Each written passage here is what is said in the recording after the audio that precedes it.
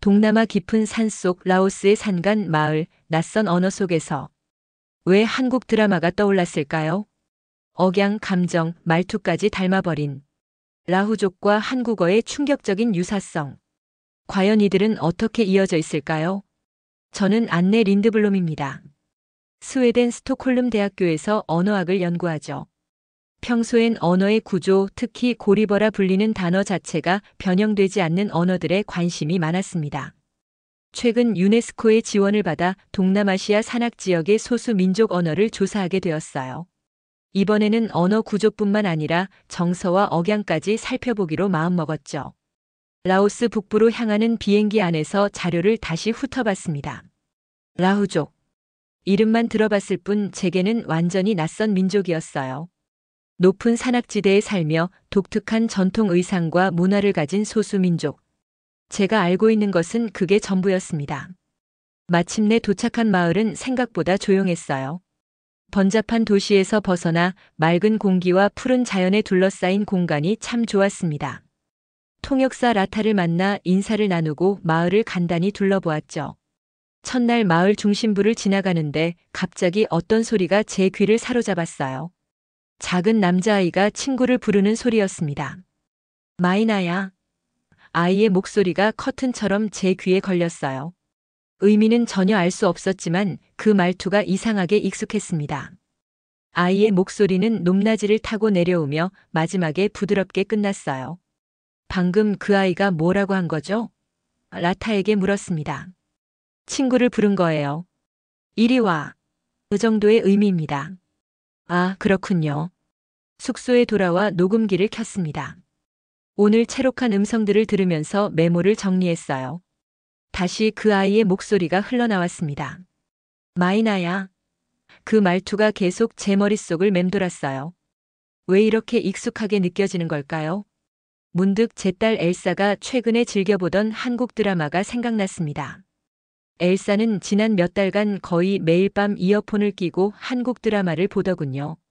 가끔 방을 지나가다 들었던 대사의 억양, 그 말끝이 오늘 들은 아이의 말투와 묘하게 닮아 있었습니다. 이럴 수가. 혼잣말이 나왔어요. 저는 한국어를 전혀 모릅니다. 그저 딸이 보는 드라마를 지나가며 귀에 스쳐들었을 뿐이죠. 하지만 그 정서적 리듬, 말의 높낮이가 무의식적으로 제 기억 속에 남아 있었던 거예요. 라후족 아이의 말투가 왜 익숙하게 느껴졌는지 이제야 이해가 됐습니다. 노트북을 열고 엘사가 즐겨보던 드라마 제목을 검색했어요. 짧은 클립 하나를 찾아 재생했습니다. 제 예상이 맞았어요. 등장인물들의 말투, 특히 친근하게 대화할 때 말끝이 올라가는 억양이 오늘 들은 라후족 아이의 말투와 놀랍도록 닮아 있었습니다. 이건 단순한 우연일까요? 지구 반대편에 있는 두 언어가 이렇게 비슷한 정서적 리듬을 가지고 있다니. 저는 갑자기 이 연구가 처음 생각했던 것보다 훨씬 흥미로워질 것 같다는 예감이 들었어요. 침대에 누워 생각했습니다. 언어는 단순히 의사소통의 도구가 아니라 문화와 역사, 그리고 감정의 흐름까지 담고 있는 그릇이죠. 이 라후족의 언어 속에 담긴 정서의 비밀이 궁금해졌습니다. 전혀 알지 못했던 언어의 억양이 이렇게 낯설지 않게 느껴지다니. 내일부터는 조금 더 귀를 기울여야겠다고 다짐했어요. 마을에 온 지 일주일째 되는 날, 큰 행사가 있다고 했습니다. 라후족의 전통 명절이라고 하네요. 아침부터 마을 전체가 분주했어요. 여성들은 화려한 전통 의상을 입고 남성들은 행사 준비를 하느라 바빴습니다. 린드블롬 교수님, 이쪽으로 오세요. 중요한 의식이 시작돼요. 라타가 저를 마을 중앙의 넓은 공터로 안내했습니다. 그곳에는 이미 많은 사람들이 모여 있었어요. 공터 중앙에는 쟁반이 놓인 낮은 탁자 여러 개가 있었습니다. 쟁반 위에는 찰밥, 발효시킨 채소, 그리고 돼지머리가 올려져 있었어요. 이건 조상님께 드리는 제사 음식이에요. 라타가 설명했습니다. 곧 마을의 장로들이 나와 의식을 시작했죠. 그들은 먼저 쟁반 앞에 모여 머리를 숙였습니다. 그리고 조상신에게 마을의 안녕과 풍요를 기원하는 기도를 올렸어요. 의식은 조용하면서도 경건했습니다. 장로들이 차례로 절을 하고 음식을 조금씩 떼어 작은 그릇에 담았어요. 저는 그 모습을 보며 깊은 데자비를 느꼈습니다. 어디선가 본 적이 있는 의식이었어요. 찰밥, 발효채소, 돼지머리를 차례로 놓고 절을 하는 모습. 생각해보니 이건 제가 한국 문화에 관한 다큐멘터리에서 본 제사 의식과 매우 흡사했습니다. 라타, 이 의식이 한국의 제사와 비슷하다고 생각하지 않나요? 라타가 미소를 지었어요. 맞아요. 예전에 한국에서 온 방문객들도 똑같이 말했어요. 우리 의식이 한국의 제사와 너무 비슷하다고요. 의식이 끝나고 마을 사람들이 음식을 나눠 먹기 시작했습니다. 저는 기회를 놓치지 않고 마을의 가장 연로한 장로님께 다가갔어요.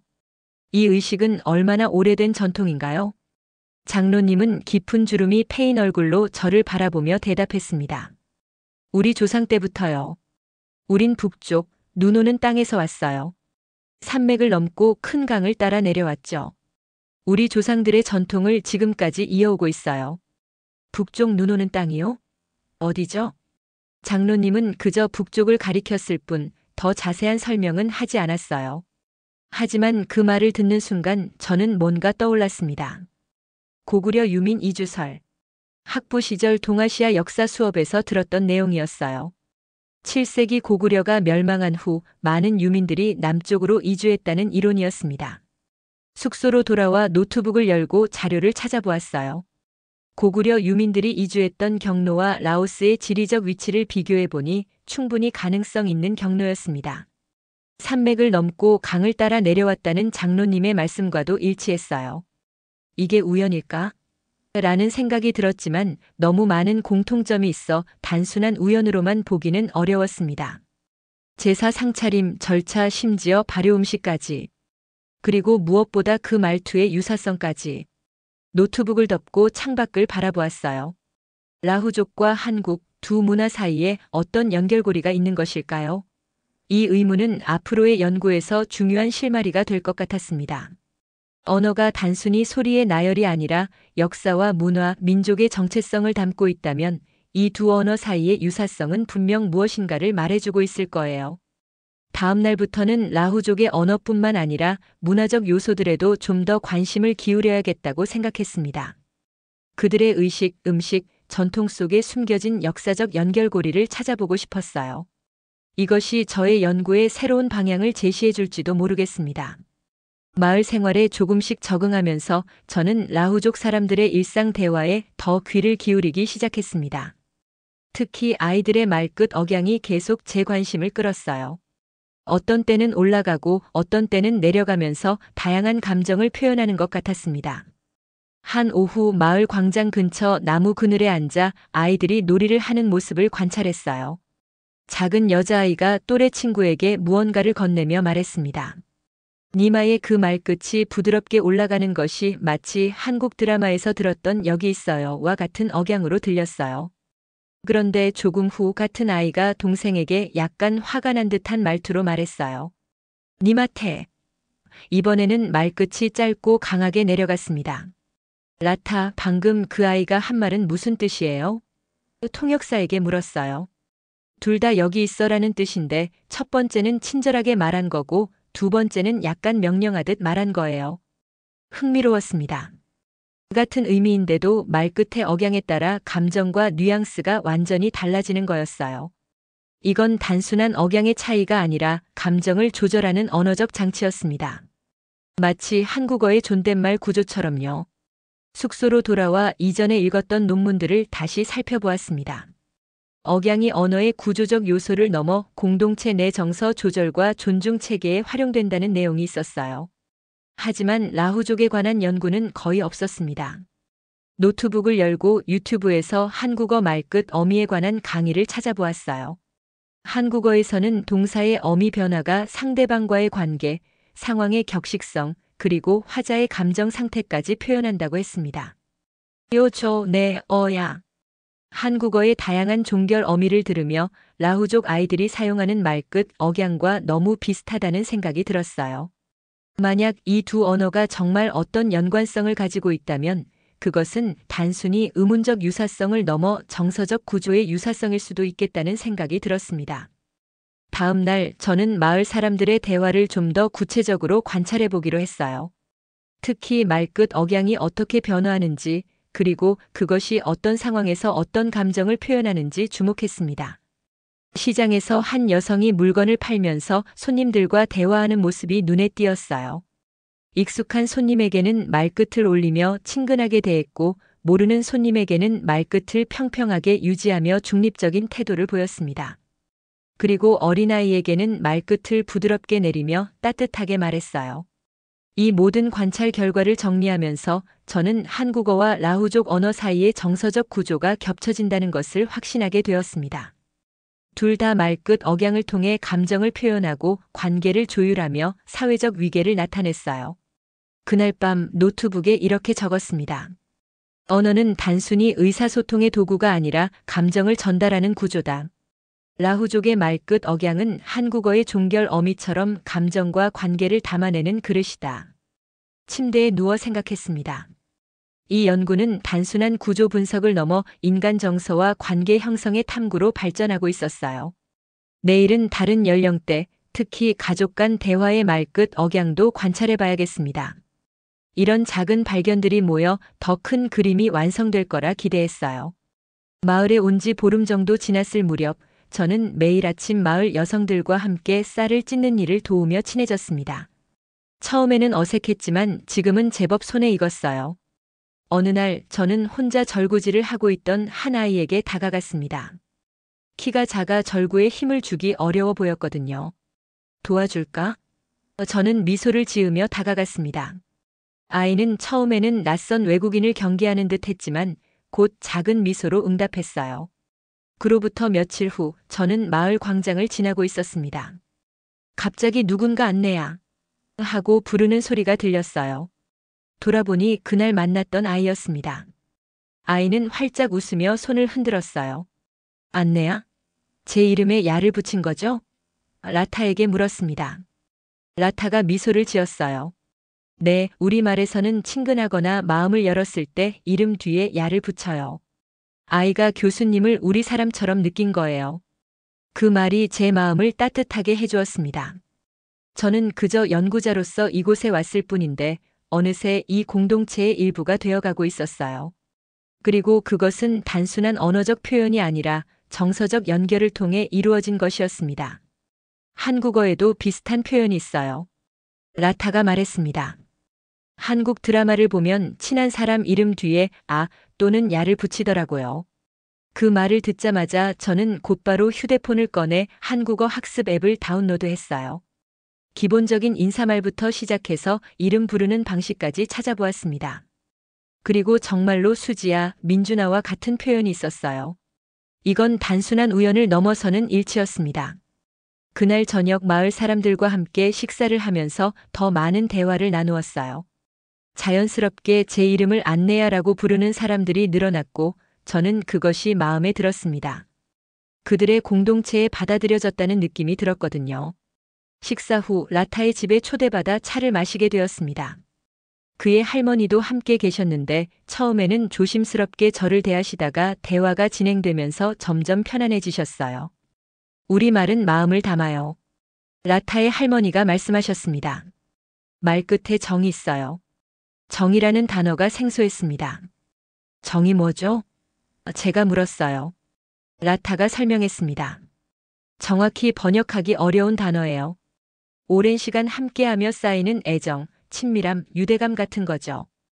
우리말에서 이름 뒤에 야를 붙이는 것도 그 정의 표현이에요. 집으로 돌아오면서 저는 깊은 생각에 잠겼습니다. 언어는 단순히 정보를 전달하는 도구가 아니라 관계를 맺고 감정을 나누는 방식이었어요. 라후족의 언어와 한국어가 공유하는 이 특별한 정서적 구조는 분명 어떤 역사적, 문화적 연결고리를 가지고 있을 것이라 확신했습니다. 숙소에 도착해서 딸 엘사에게 영상통화를 걸었어요. 그동안의 발견들을 나누고 싶었거든요. 엄마, 어떻게 지내? 엘사가 반갑게 물었습니다. 잘 지내, 엘사야. 저는 자연스럽게 야를 붙여 말했고 그 순간 제 입에서 나온 말에 스스로도 놀랐어요. 엄마, 방금 내 이름 뒤에 야를 붙였어? 한국 드라마에서 그렇게 부르던데. 저는 웃으며 고개를 끄덕였습니다. 그렇게 된 것 같네. 여기 있다 보니 자연스럽게 익숙해졌나 봐. 이렇게 말과 정서가 연결되어 나에게도 영향을 미치고 있다는 사실이 신기했습니다. 연구자로서 객관적 관찰을 하려 했는데 어느새 저도 이 언어적 흐름 속에 녹아들고 있었어요. 라오스에서의 연구를 마치고 스웨덴으로 돌아온 후 저는 라후족과 한국의 언어적, 문화적 연관성에 대한 연구에 깊이 빠져들었습니다. 라후족의 제사의식, 말투, 정서 표현 방식은 제가 알고 있던 한국 문화와 너무 많은 공통점을 가지고 있었어요. 집에서 연구에 몰두하던 어느 날, 파리에서 열리는 민족문화센터 세미나 초청 메일을 받았습니다. 동아시아와 동남아시아의 문화적 연결고리라는 주제로 제가 연구한 내용과 딱 맞아떨어졌어요. 발표자 목록을 훑어보는데 한 이름이 눈에 띄었습니다. 정미, 한국계 프랑스 작가였죠. 그녀의 발표 주제는 한국어와 감정의 말끝 구조였습니다. 이건 정말 우연이 아니야. 저는 혼잣말을 했어요. 바로 참가 신청을 하고 발표 자료도 준비했습니다. 파리에 도착한 날은 비가 내렸습니다. 세미나가 열리는 건물로 들어가니 이미 많은 학자들이 모여 있었어요. 저는 조용히 자리에 앉아 다른 발표들을 들었습니다. 그리고 마침내 정미의 차례가 왔습니다. 정미는 자신감 넘치는 목소리로 발표를 시작했어요. 한국어는 말끝에 감정이 있습니다. 프랑스어나 영어는 논리가 문장 앞에 오지만 한국어는 정서가 말끝에 있어요. 그 말이 저를 강하게 사로잡았습니다. 정확히 제가 라후족에서 관찰했던 것과 같았어요.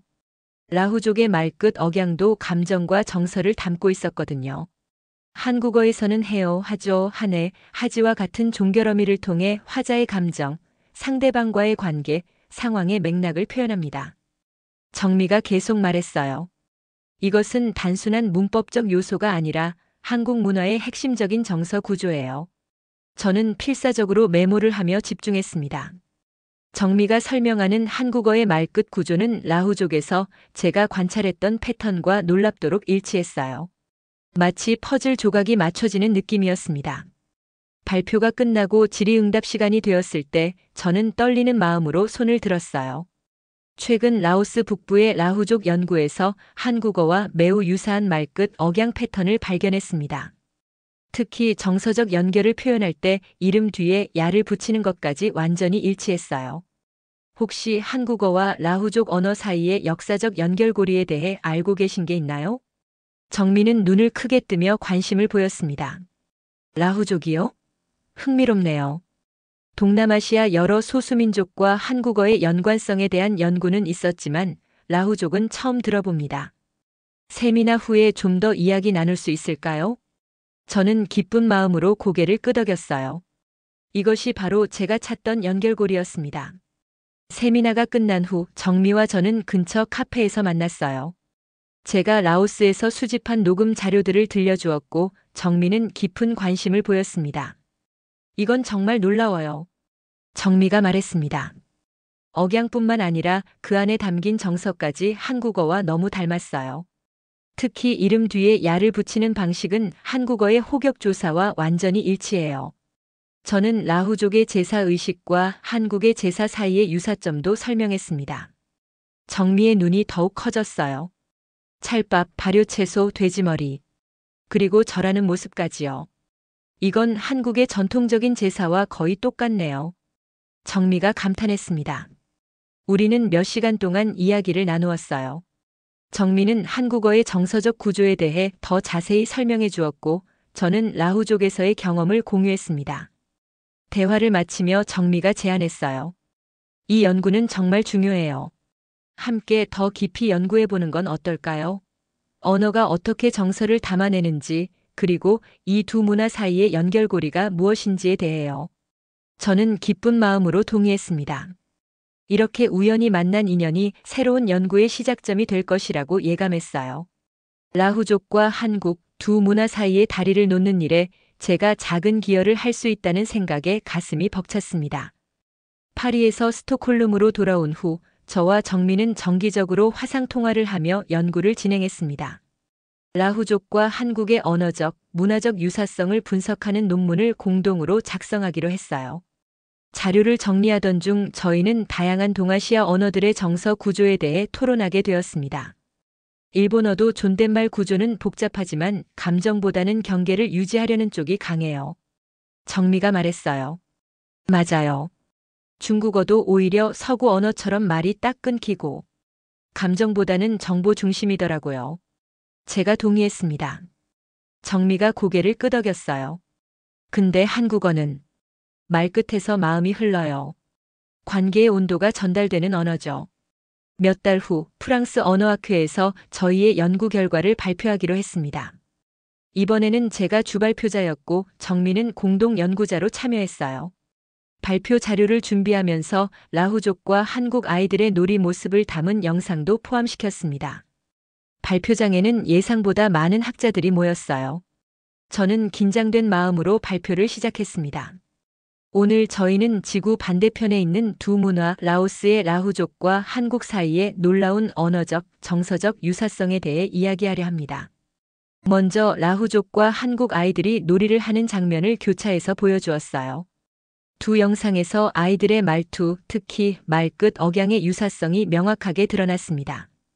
두 문화의 아이들이 비슷한 정서 표현 리듬을 가지고 있다는 것은 우연이라고 보기 어렵습니다. 이것은 단순한 의문적 유사성이 아니라 정서 구조의 유사성을 나타냅니다. 다음으로 제사의식을 비교한 사진과 영상을 보여주었습니다. 라후족과 한국의 제사 상차림, 절차, 심지어 참석자들의 자세까지 놀랍도록 비슷했어요. 두 문화 모두 음식을 통해 정서를 조율하고 말없이 감정을 나눕니다. 이것은 단순한 의례가 아니라 깊은 정서적 유대의 표현입니다. 발표의 하이라이트는 안내야라는 말을 들었을 때의 제 경험과 한국 할머니가 손자에게 밥 먹자라고 부르는 말투를 병렬로 보여주는 것이었어요. 두 말투의 정서적 유사성은 너무나 명확했습니다. 이건 언어가 아니라 정서의 구조입니다. 제가 강조했어요. 말끝에 담긴 감정, 그리고 그것이 관계를 형성하는 방식은 두 문화에서 놀랍도록 일치합니다. 질의응답 시간에 많은 질문이 쏟아졌습니다. 특히 고구려 유민 이주설에 관한 질문이 많았어요. 역사적 기록만으로는 직접적인 연관성을 증명하기 어렵습니다. 제가 솔직하게 대답했어요. 하지만 언어적, 문화적 유사성은 분명 어떤 역사적 연결고리를 시사합니다. 앞으로 더 많은 연구가 필요한 부분이죠. 발표가 끝난 후 한 노교수가 다가왔습니다. 이 연구는 언어학의 새로운 방향을 제시할 수 있어요. 감정 구조의 비교는 기존 언어학이 놓치고 있던 부분이니까요. 그날 저녁 정미와 함께 발표 성과를 축하하며 와인 한 잔을 나누었습니다. 정미가 말했어요. 안내, 이번 연구로 한국어의 독특한 정서 구조가 세계 언어학계에 알려지게 됐어요. 중요한 기여를 했네요. 저는 미소를 지었습니다. 아직 많은 의문이 남아있지만 첫 발을 내딛었다는 것이 중요하죠. 말은 다르지만 마음의 흐름은 같았다는 것. 그게 저희가 발견한 가장 큰 보물인 것 같아요. 세미나를 마치고 돌아오는 비행기에서 저는 잠시 생각에 빠졌습니다. 이번 연구는 제 학문적 관점뿐만 아니라 제 자신의 정서적 이해까지 바꿔놓았어요. 언어가 단순한 의사소통 도구가 아니라 관계와 감정의 그릇이라는 깨달음이 새롭게 다가왔습니다. 스톡홀름에 돌아온 지 며칠 후 아침 식사 테이블에서 예상치 못한 대화가 시작되었습니다. 딸 엘사가 갑자기 고개를 들더니 저를 유심히 쳐다봤어요. 엄마, 요즘 말투가 달라졌어. 말끝이 한국 드라마 엄마들 같아. 저는 놀라서 커피잔을 내려놓았습니다. 그래? 어떤 점이? 엘사가 생각에 잠기더니 말했어요. 더 부드러워졌달까? 전에는 항상 딱딱하게 끊어서 말했는데 이제는 말끝이 올라가거나 내려가면서 뭔가 더 감정이 느껴져. 저도 미처 깨닫지 못했지만 라후족과의 생활과 한국어에 대한 연구가 제 말투에까지 영향을 미친 것 같았습니다. 언어학자로서 이런 변화를 스스로 경험하게 된 것이 신기했어요. 정이라는 말 예전엔 몰랐는데 지금은 조금 알 것 같아. 엘사의 눈이 반짝였어요. 정? 그게 뭔데? 쉽게 설명하기 어려운 개념이야. 함께 있으면서 쌓이는 따뜻한 감정, 유대감 같은 거. 제가 설명했어요. 한국어나 라후족 언어에서는 이 정이라는 감정이 말끝에 담겨 있어. 그래서 말하는 사람의 마음이 그대로 전해지는 거지. 엘사는 고개를 끄덕이며 흥미롭다는 듯 들었습니다. 저는 문득 생각이 떠올랐어요. 이번 여름엔 한국 가볼래? 엘사의 얼굴이 환하게 밝아졌습니다. 진짜?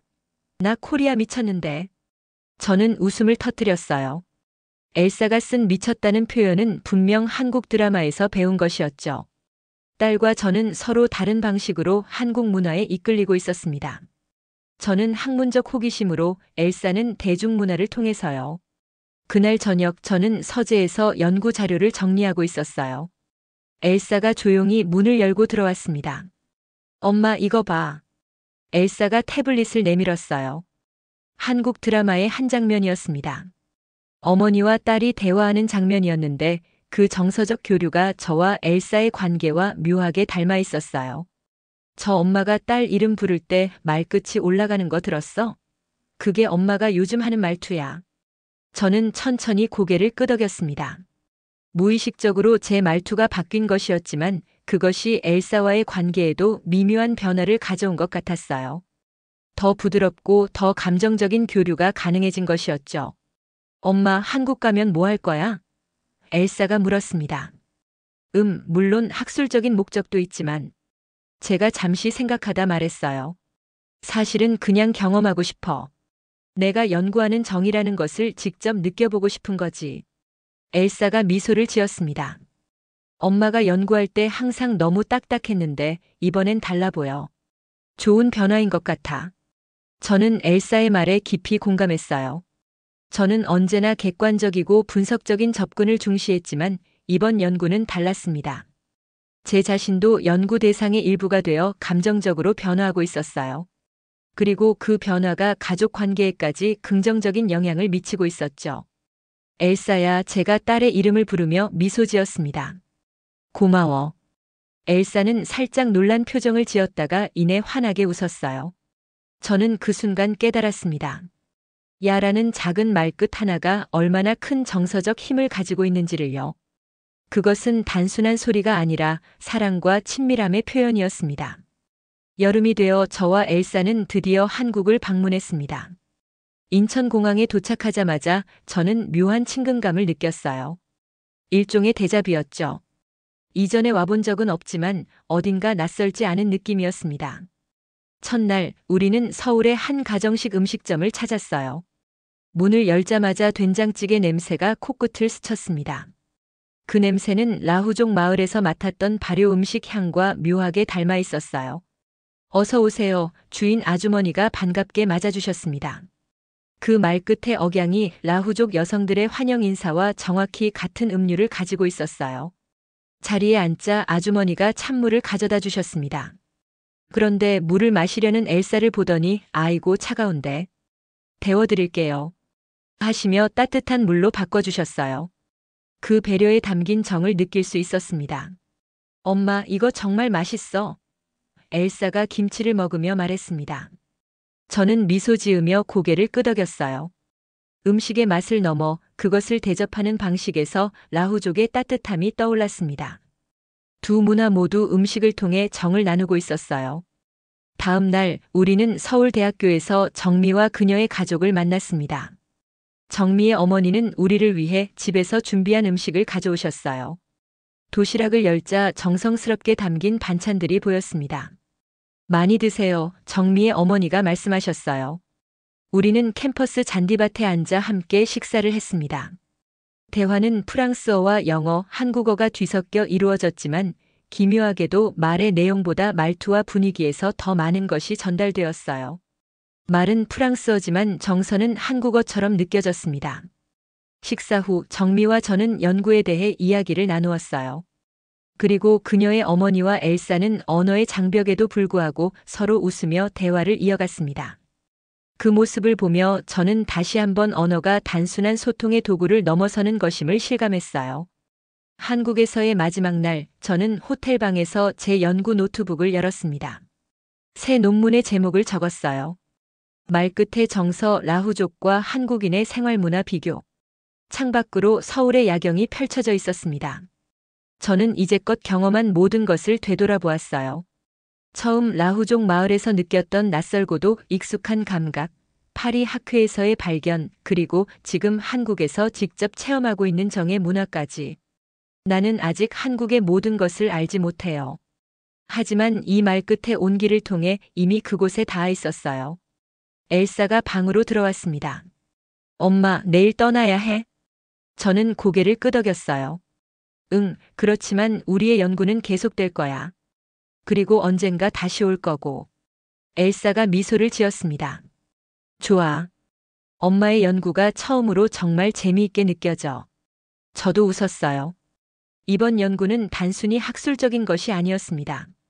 그것은 두 민족의 정서를 잇는 다리를 놓는 작업이었고, 동시에 저와 엘사 사이의 관계도 더 깊게 만들어준 여정이었어요.